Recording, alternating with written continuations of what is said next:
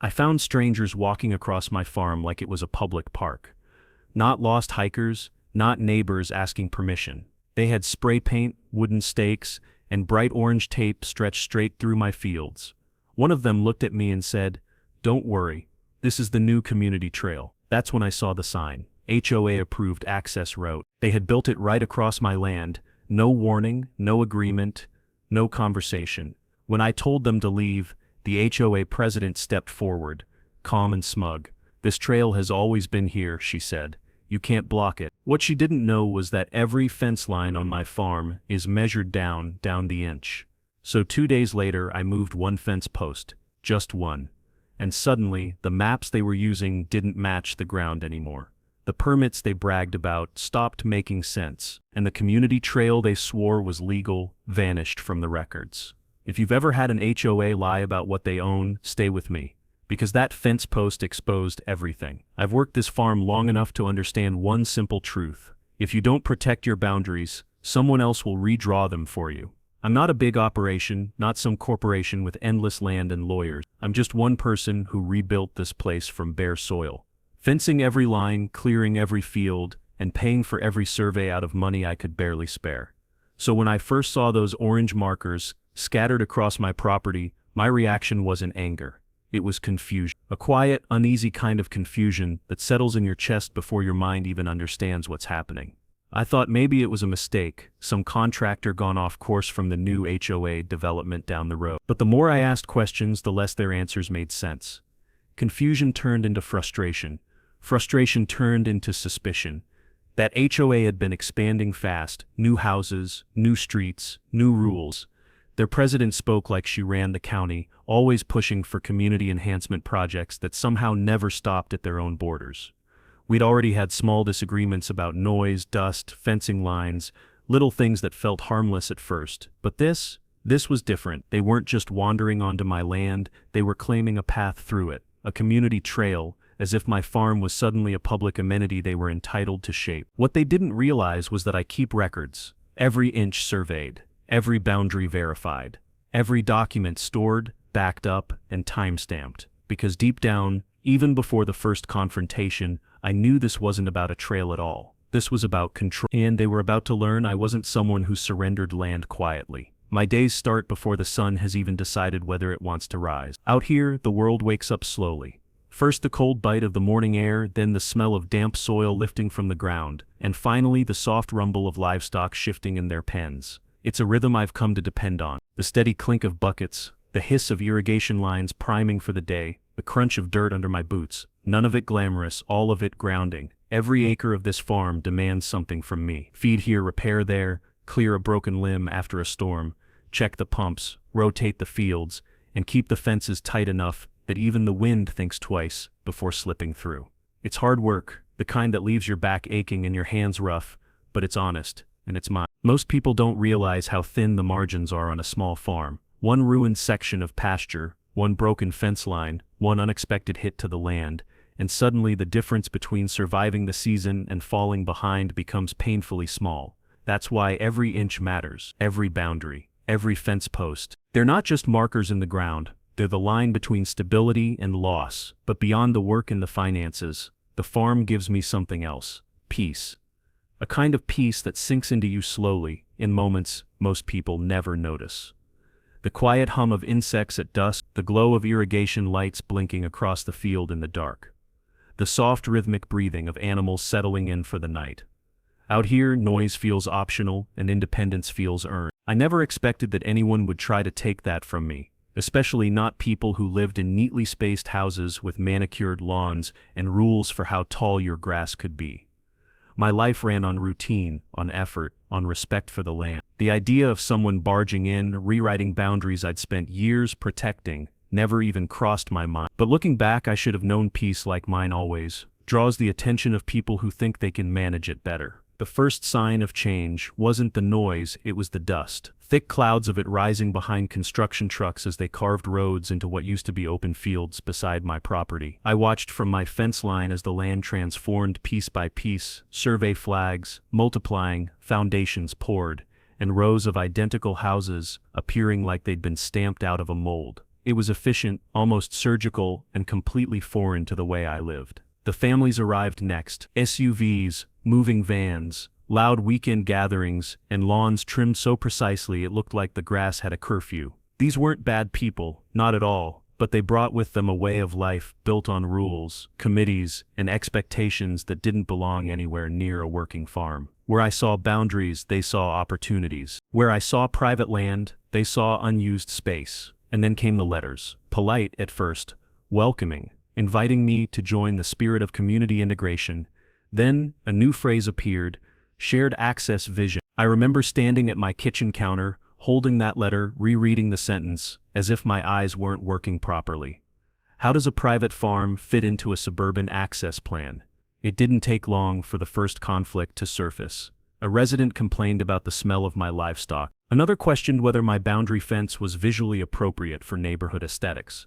I told them as calmly as I could that this wasn't a neighborhood, it was a farm, and farms don't run on the same rules as subdivisions. But the HOA didn't see it that way. To them, I wasn't a landowner maintaining my livelihood, I was an obstacle, a patch of land they couldn't control yet. A place they believed would eventually fold into their grand den if they pushed hard enough. That was the moment I realized something important. This wasn't just a new development, this was a new kind of pressure I'd never dealt with before, and they were just getting started. I met her for the first time on a Tuesday morning right after I'd finished hauling feed to the barn. She walked onto my property like she had an appointment I'd forgotten about. Chin lifted, clipboard in hand, and a smile so polished it felt rehearsed. Her shoes were the first red flag, spotless white, not a speck of dust on them despite crossing a dirt path to get to me. That's how I knew she hadn't stepped foot on a farm a day in her life.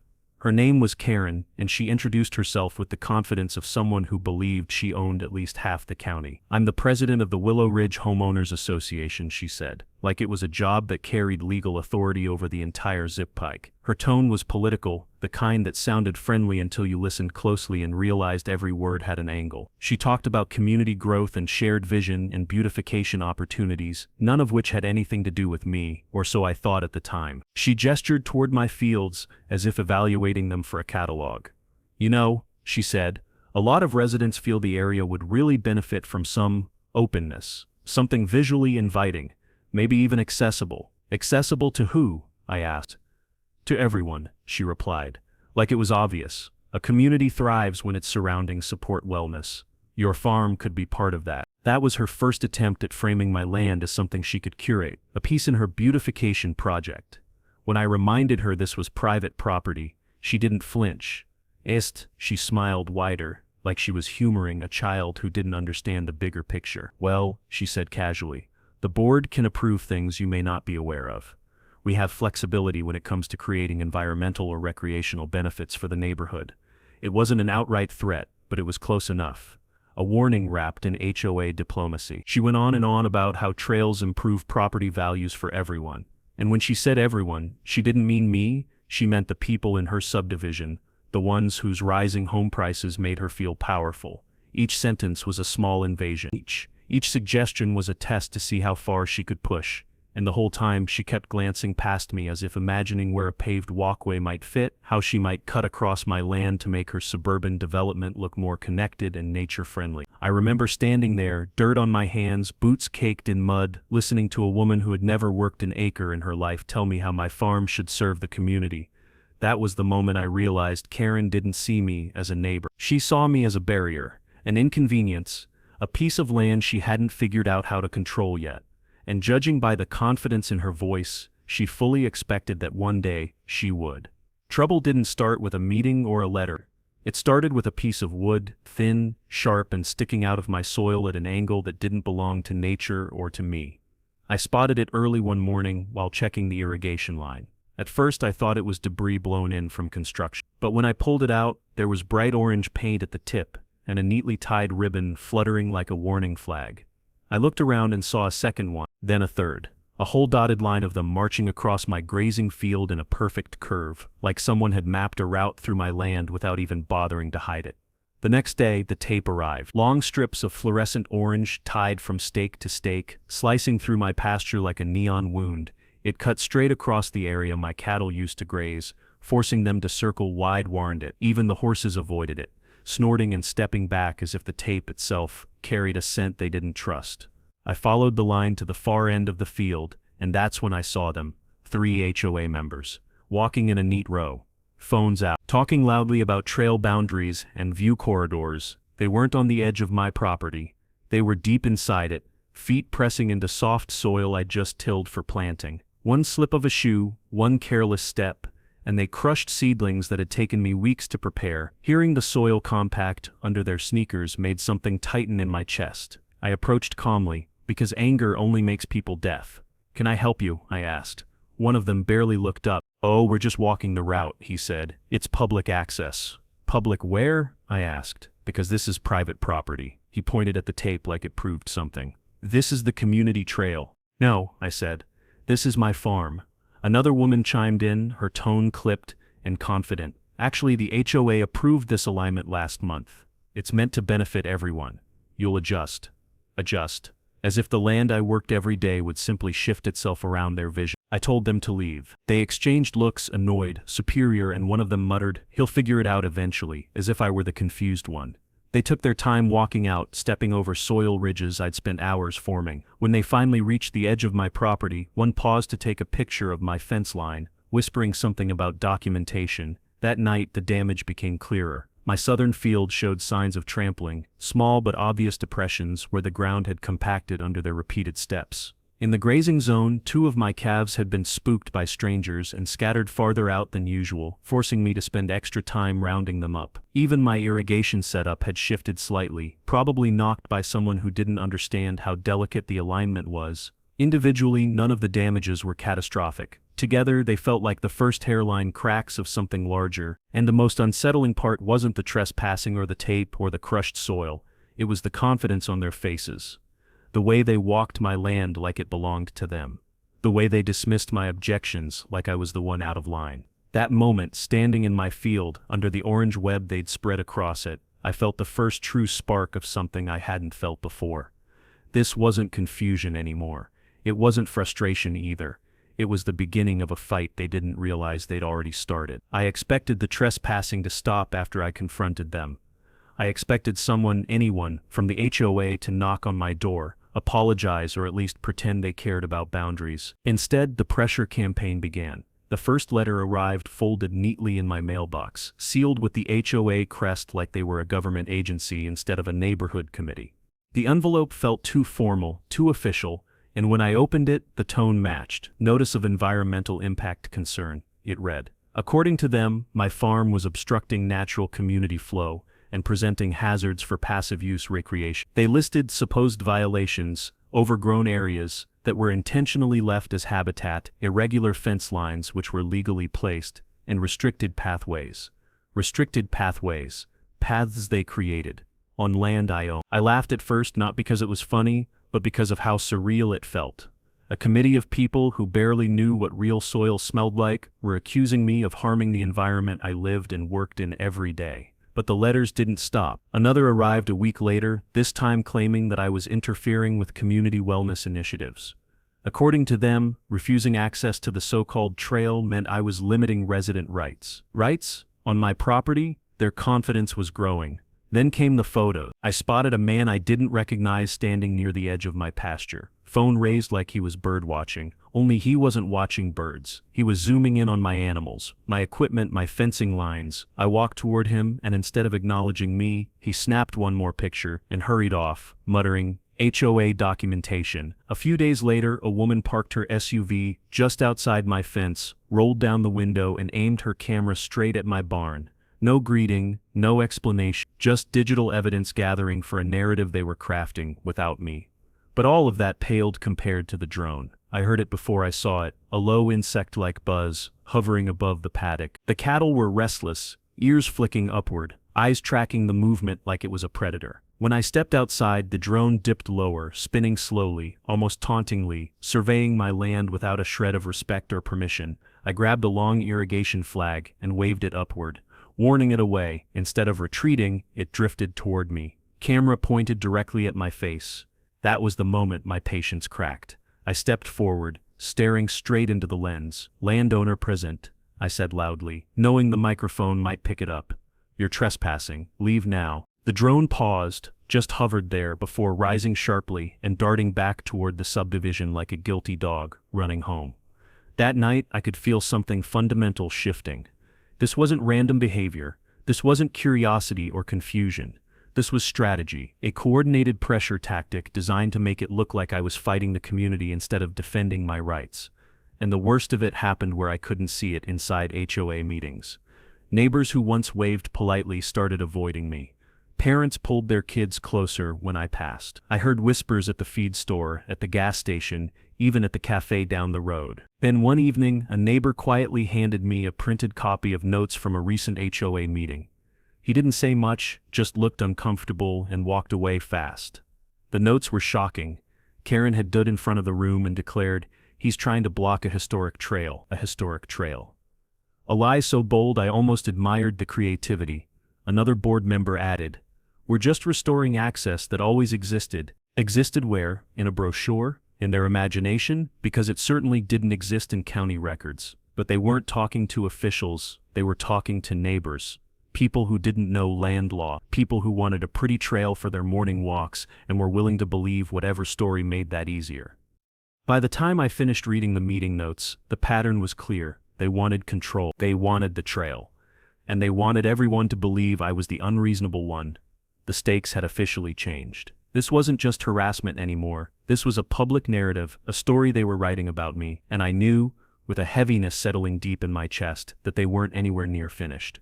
There's a particular kind of silence that settles over you when you realize the people around you have already chosen a side, and it isn't yours. I felt that silence every time I drove past the subdivision. The friendly waves I used to get turned into stiff nods or looks that dropped to the ground. Conversations at the feed store paused when I walked in. One neighbor I'd helped during a winter storm wouldn't even make eye contact. Word travels fast in small communities, but rumors, they move even faster. He doesn't want anyone near his land. He's trying to shut down the trail. He's difficult. He's angry. Funny how none of them saw the trespassing, the drones, the cameras, the stakes punched into my soil. They only saw the story the HOA was feeding them. And the worst part, people believed it, believed them over the guy who'd lived here far longer than any of those houses had existed. But the isolation wasn't the only blow. The financial hit began creeping in like a slow leak. Strangers walking the trails spooked the livestock more than once, sending cattle running deeper into the pasture.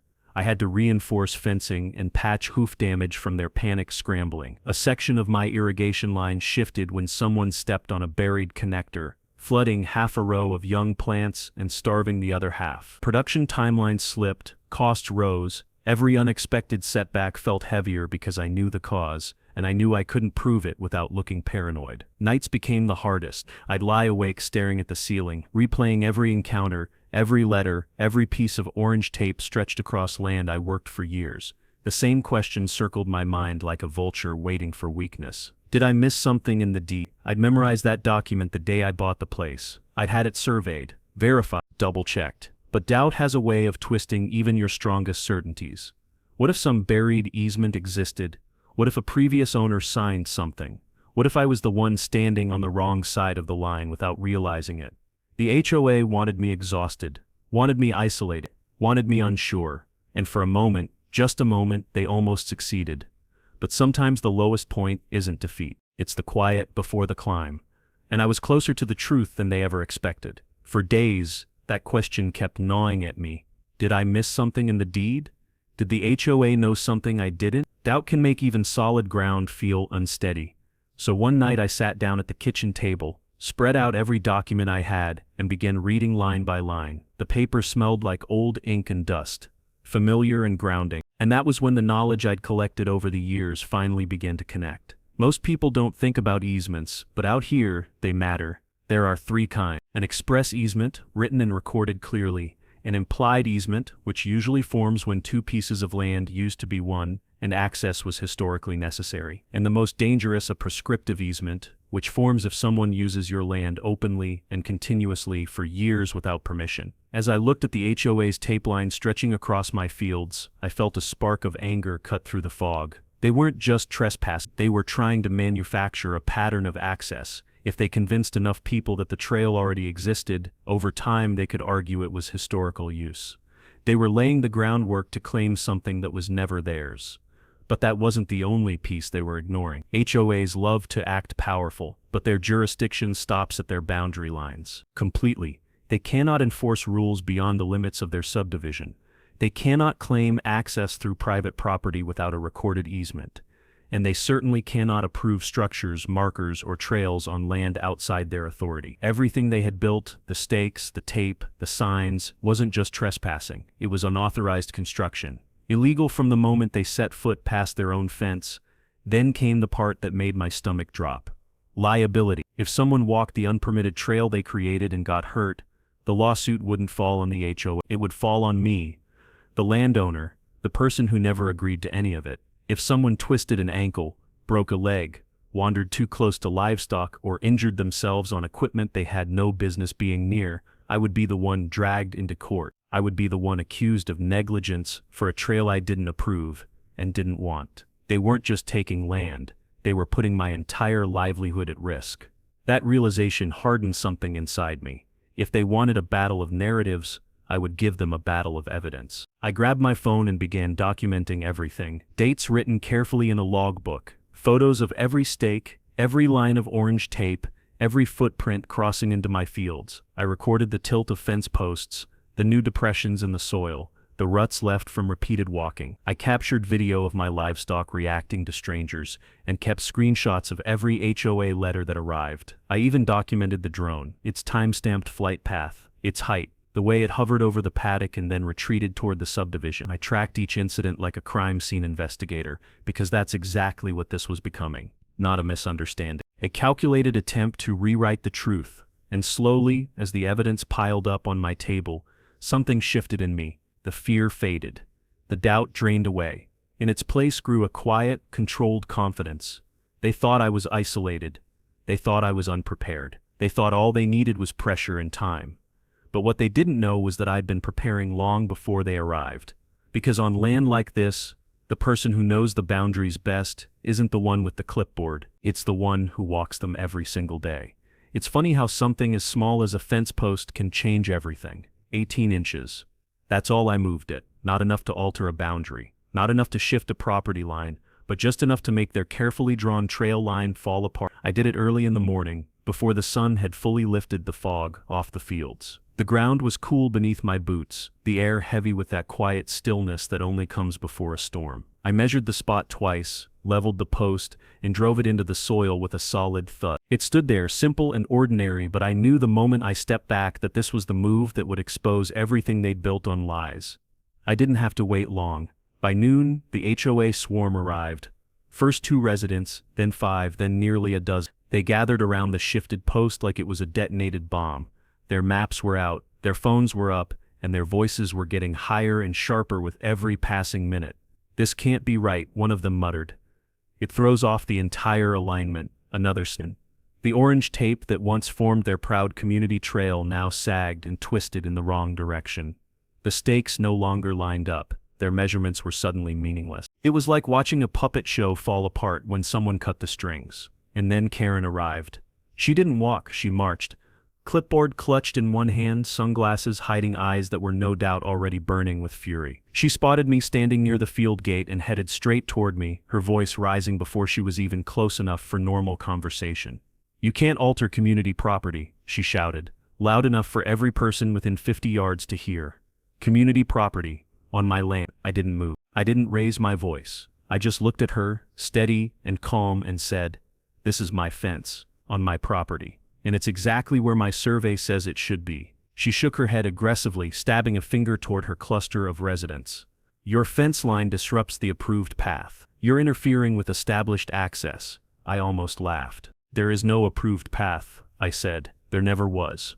She sputtered, the way people do when they realize the ground beneath them is shifting. The residents behind her were flipping through their papers, confused. Their lines didn't match the physical world anymore. Everything they'd mapped depended on the old post placement. The one that wasn't legally accurate to begin with. 18 inches had turned their confidence into chaos. Karen stepped closer, lowering her voice to a hiss meant only for me. "You're making a mistake. The board isn't going to tolerate this." I leaned just slightly forward. Neither will the county once I show them what you built without a permit. For the first time since I met her, Karen didn't have a comeback. Her mouth opened, closed, then opened again, but nothing came out. Behind her, residents started whispering, comparing their mismatched maps, realizing the truth one by one. The trail wasn't legal, the easement wasn't real, and the person they tried to bully had just made it impossible to hide. That single fence post had done exactly what I knew it would. It broke their story. After the fence post fiasco, I knew the next step wasn't on my land, it was at the county office. If the HOA truly believed they had some kind of authority, then the records would either prove them right or expose just how deep their fabrication went. And after everything they'd done, I was betting on the second. The county building smelled like old paper and lemon cleaner, a scent that reminded me of places where truth is kept quietly, waiting for someone patient enough to look for it. I walked into the land records department with a folder under my arm. Photos, surveys, time-stamped evidence, and approached the counter where a clerk in her late 50s sat typing steadily, glasses perched low on her nose. She glanced up at me. "Can I help you? I need to review any easements, permits or recorded access agreements involving my property," I said. "Specifically anything referencing a trail." She raised an eyebrow. "A trail? On farmland?" "Apparently," I said, "the HOA next door believes one exists." The clerk let out a tiny chuckle, the kind that slips out before someone remembers they're supposed to stay neutral. She typed my parcel number into her system and motioned for me to step around the counter. "You can look over my shoulder. The system's public, but the navigation gets confusing." I leaned in as rows of documents appeared on the screen. Deeds, old surveys, zoning notes, decades of legal paper trails, all neatly archived. "Here's your deed," she said. "Clean, no encumbrances, no transfers other than your purchase." She clicked again. "Now easements, let's see." We waited. A few seconds passed. The screen stayed empty. "No express easements recorded," she said. I felt a small breath leave my chest, but I didn't relax. Not yet. What about implied easements? Historical use? Anything referencing public access before the subdivision? She shook her head, scrolling through ancient documents. "Your property has always been privately held. No shared access, no right-of-way. Nothing that would allow a community trail." I nodded slowly. Exactly what I expected. But I wasn't done. "What about permits?" I asked. "Construction, land modification, recreational development, anything filed by the HOA or Willow Ridge community." She typed again, searching a different database. Her eyebrows knitted together. Then she leaned closer to the screen, squinting like she didn't trust what she was seeing. "There's nothing," she said. "Nothing," I repeated. She sat back in her chair. "No permit requests. No applications, no environmental assessments, no land use proposals, no public notices. If they built anything on your property or near it, they did it without going through us." A warmth spread through me, not relief, not victory, but a growing certainty that the truth was finally taking shape. Still, I wanted to be thorough. "Can you check one more thing?" I asked. "Their maps. I want to see what they might have used." She clicked through several archived submissions linked to the nearby subdivision, scanned them briefly, then let out a quiet sigh. "These," she said, pointing at the screen, "are outdated by at least 8 years. Before the county updated parcel boundaries, before your last survey. They're trails, they're green spaces, they're expansion lines, they're based on old drafts that aren't legally valid anymore." I stared at the map. Their so-called community trail ran straight through a section of my property that didn't even exist in these outdated records. They were building a path on a map that belonged to the past, not the land that existed today. I didn't say anything. I didn't have to. The clerk folded her arms, turned her chair toward me, and delivered the final blow with calm, matter-of-fact precision. "This trail isn't recognized by anyone except them." The sentence hung in the air like a verdict. That was the moment everything clicked into place. The pressure campaign, the drones, the letters, the tape, the fake authority. They had built an entire story on nothing, on hopes, assumptions, and a desperate attempt to shape reality into whatever suited their neighborhood dreams. I thanked the clerk, gathered the printed records she handed me, and walked out of the office into the bright afternoon sun. The truth was now in my hand. And once the truth starts moving, there's nothing an HOA can do to stop it. They say you can feel a storm before it breaks. That morning, the air tasted charged, heavy, like the land itself was bracing for impact. I was in the middle of checking the north fence when I saw the convoy approaching, 3 SUVs, rolling up the gravel road in a neat little formation.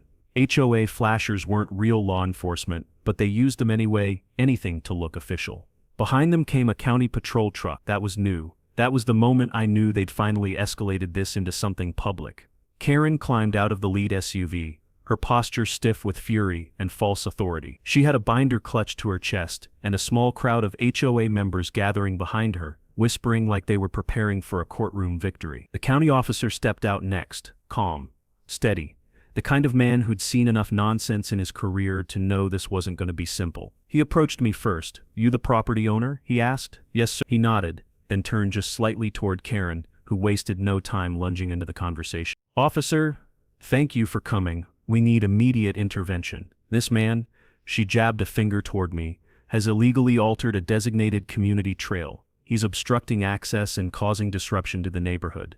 I stayed silent. I'd learned that silence disarms louder liars faster than shouting ever could. The officer held up a hand. "Ma'am, I'm going to need to hear both sides." "There is no both sides," she snapped. "The trail is approved by the HOA. We've documented usage, mapped alignment, and established community reliance." Behind her, several residents nodded eagerly, clutching their mismatched maps like church pamphlets. The officer turned to me. "What do you have to say?" I opened my folder slowly. No dramatics, no speeches, just facts. Everything built on this land, the stakes, the tape, the signs, was placed here without permission. This is private property. I have the recorded deed, updated survey, parcel maps, and a full documentation log of unauthorized access. I handed him the first set of papers. He glanced down, scanning dates and seals with the trained eye of someone who recognized official documents from HOA fabrications. Then I showed him the county printouts confirming there was no trail permit, no easement, and no request ever filed. Karen scoffed loudly. "Those records are incomplete. The county hasn't updated the files. Our plans were submitted before his ownership." I handed the officer the survey dated 5 years after my purchase. Then the time-stamped photos of drone overflights. Then the videos of strangers crossing my grazing fields. Karen's voice rose with panic. "He's twisting the narrative. He moved a fence post to sabotage the trail." The officer looked up sharply. "A fence post on his own property. It disrupts community access," she insisted. The officer took a step toward her, squaring up in a way that instantly shifted the energy in the air. His tone dropped, neutral, controlled, but unmistakably firm. "Ma'am," he said, "everything you've built here, everything you've placed on this man's land, requires recorded permission or a legal easement." She opened her mouth, but he didn't give her the chance. "And there is no easement, there is no permit, there is no authorization on file." He held up the papers from the county office. "Your HOA has no jurisdiction outside its boundary lines." Karen stared at him, stunned. He delivered the final line with the clarity of a judge delivering a ruling. "Ma'am, this is private property. You had no authority to build anything here." Silence, a heavy, crushing silence that seemed to travel across the entire field. Behind her, the HOA members who had arrived so confidently now shifted uncomfortably. Some lowered their binders, some exchanged confused glances. One man slowly folded his outdated map and slipped it into his jacket like he hoped no one had seen him holding it. Karen's face drained of color. She tried to recover, tried to paw authority back into her voice. "Officer, the community depends on this trail." "The community," he interrupted, "cannot depend on something that doesn't legally exist." More silence, more shifting, more cracks in the facade she had built so carefully. The residents began stepping back, literally creating distance between themselves and their president. They whispered quietly. "She lied. She said it was approved. She told us it was historical access. Why didn't she check the records?" Karen heard them. You could see it in the way her shoulders tightened and her jaw clenched. The officer turned to me. "Document everything," he said. "Submit this to the county office. We'll file an incident report." I nodded. "Already documented." He gave a single approving nod, the kind a man gives when he recognizes someone who's done their homework. Karen tried one final attempt. "This isn't over," but her voice didn't carry anymore. Not with her supporters stepping away. Not with the truth laid bare in the officer's hands. Not with her empire of tape and stakes collapsing in broad daylight. No one believed her now. Not even the HOA she claimed to speak for. And as she stood there, trembling with a mixture of embarrassment and disbelief, I realized something simple. The fight was never about the trail. It was about who owned the truth. And now everyone knew. Karen stood frozen, the officer's words still hanging in the air like the echo of a slammed door. For the first time since the HOA arrived in this community, she didn't look confident or composed. She looked cornered, and the people behind her felt it. One of the board members cleared his throat. "Karen, you said this trail was approved." She turned sharply toward him. "It was." The board voted. "We had maps. We had alignment documents." Another resident stepped forward, voice shaking with embarrassment. "You told us the county supported it. You said they were waiting on you." She faltered. For the first time losing her tight grip on language, "We submitted paperwork. It must not have been processed." The word fell flat, even to her own ears. One of her closest allies, a man who always stood directly beside her at every meeting, crossed hers and stepped back. "Karen, there's nothing in the records. Nothing matches what you told us." She spun toward him. "You were there. You saw the old maps. The trail existed." He shook his head slowly. "Those maps were outdated drafts. You said they were current." Her face reddened. She turned to the group, desperation sharpening her voice. "We followed the process. If something is missing, then someone dropped the ball. This isn't my fault." Then came the final unraveling. A woman near the front crossed her arms tightly. "Are you seriously trying to blame the board?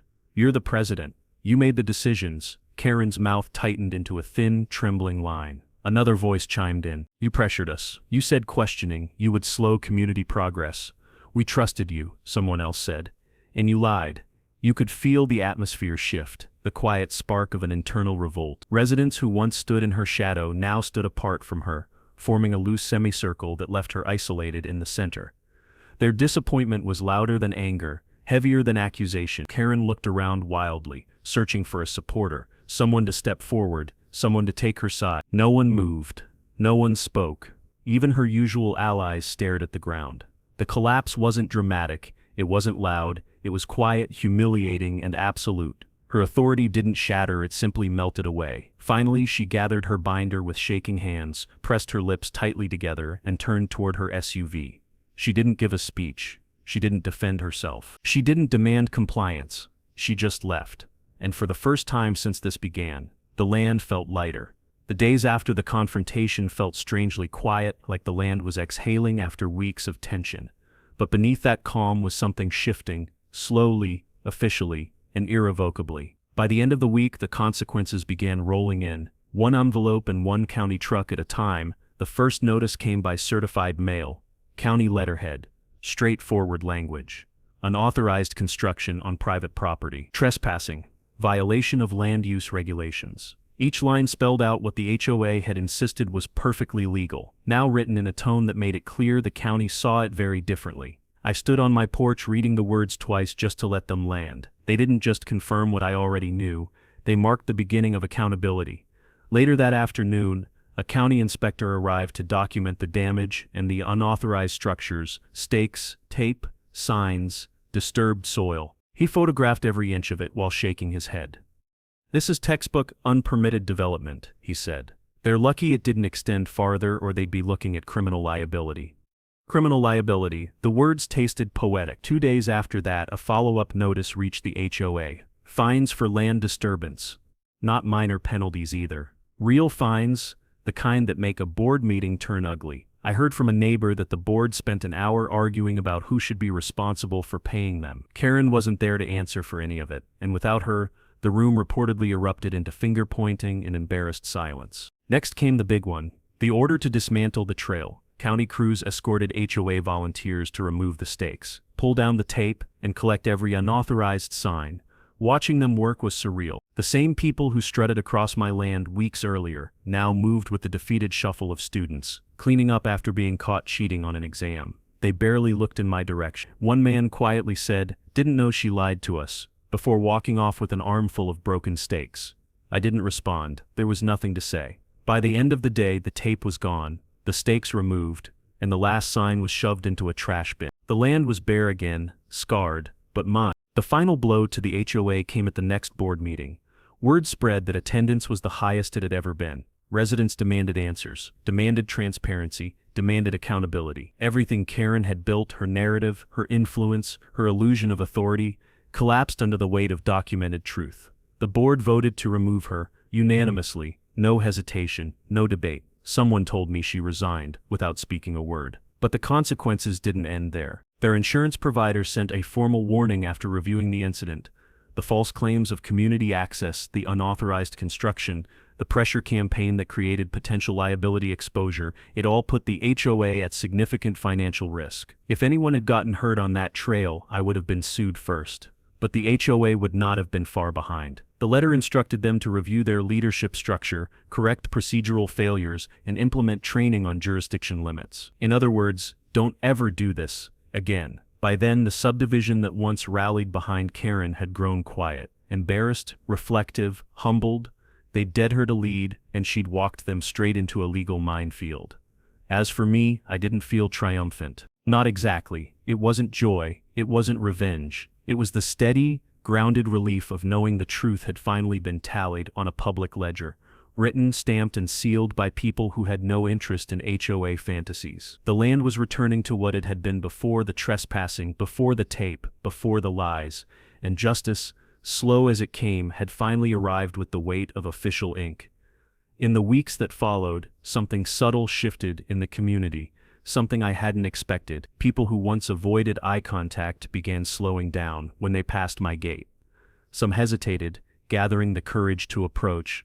Others simply left small gestures, boxed cookies, handwritten notes, quiet apologies folded into kindness. One afternoon, while I was repairing a section of perimeter fencing, a man from the subdivision approached me. Someone I'd seen many times but never spoken to. He cleared his throat.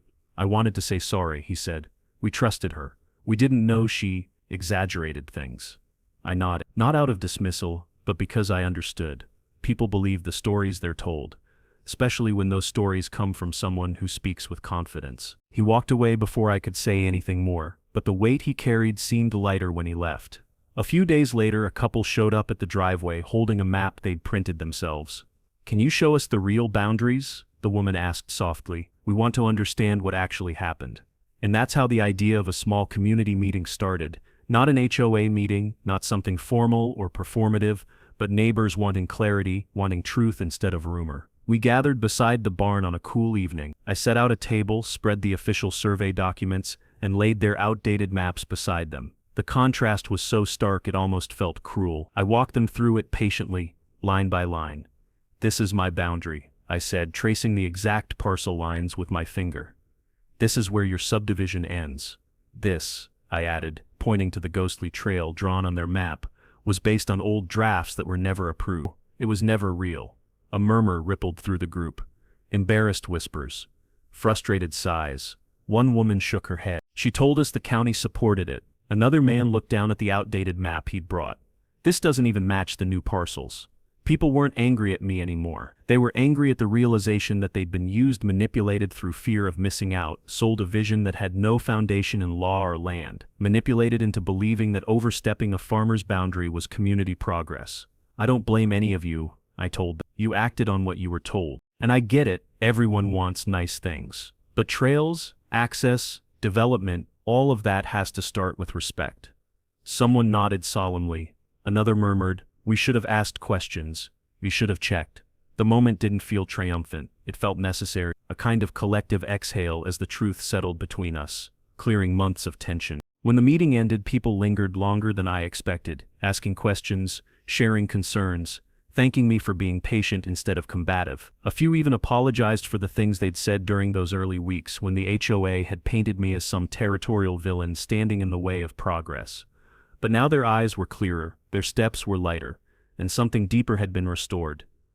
Not just for the land, but for the lines that defined it. The evening after the community meeting, I found myself walking the fence line with no real destination in mind. The sun was slipping low behind the ridge, turning the fields gold, then orange, then a deep, quiet red. It was the same sunset I'd watched 1,000 times before, but this one felt different, lighter, calmer, like the land was finally breathing again. For weeks, every step along this boundary had been charged with tension. Every fence post had felt like a reminder of the people trying to erase it. Now, as I walked, the ground felt steady beneath my boots, solid in a way it hadn't felt since the day I found the orange tape fluttering in the wind. The trail markers were gone, the stakes were gone, the signs were gone, and all that remained was the land as it had always been, untouched, uninterrupted, unclaimed by anyone but the person who worked it. I paused near the field where the confrontation had taken place, The memory still sharp, Karen shouting, residents whispering, the officer delivering the truth like a hammer on steel. For the first time since that moment, I let myself exhale fully, slowly, letting the weight of everything fall off my shoulders. I kept walking, listening to the soft rustle of grass against my legs and the distant hum of insects settling into the coming night. Even the animals seemed calmer now, grazing in steady rhythms, no longer spooked by strangers cutting across their space. The land had returned to its natural pulse, the one I'd grown to trust, quiet, steady, honest. As the last light faded, I reached the place where I had moved the fence post. From a distance it looked simple, just a weathered wooden post rising out of the soil, but up close it felt like something more. A marker in the ground, yes, but also a reminder of the moment. Everything shifted. 18 inches. A tiny adjustment that had exposed a whole world of lies. I put my hand on it, feeling the grain of the wood, the roughness from years of wind and sun. This post had done more than any argument could have. It had revealed the truth. It had forced everyone to see what was real, instead of what they wished were real. And now it was time to put it back exactly where it belonged. I lifted it from the soil with slow, steady care. The dirt crumbled softly around the base. I measured the distance, checked the alignment against the survey markers, and pressed it into the earth with firm, deliberate pressure. Not as a weapon, not as a challenge, as a declaration. This is the line. This is the truth. This is where my land begins, and where your influence ends. When the post stood upright again, solid and true, I stepped back and let the moment settle. The wind brushed past me, gentle and cool, carrying the smell of soil and hay and the faint sweetness of clover. It felt like the land was acknowledging the gesture, accepting the restoration. Peace wasn't a sudden thing. It came slowly, the way dusk becomes night. As I walked back toward the house, I realized something important. They hadn't just tried to take a piece of land from me. They'd tried to take my certainty, my confidence, my connection to the place I'd built with my own hands. But the land had held, the truth had held, and so had I. By the time I reached the porch, the sky was dark, the stars soft and scattered, like the world was reminding me to look up instead of back.